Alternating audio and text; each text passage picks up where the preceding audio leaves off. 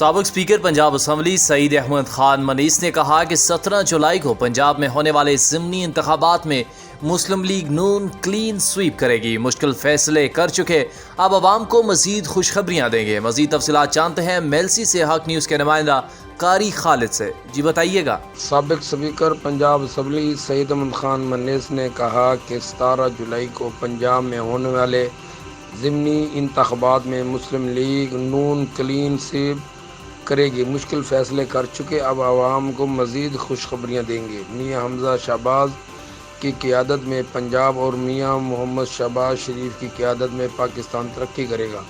مسلم league نون نے ہمیشہ پاکستان کو ترقی کی راہ پر گامزن کیا ہے۔ انشاءاللہ آنے والا دور مسلم لیگ نون کا ہی ہوگا۔ قاری خالد، حق نیوز، میلسی۔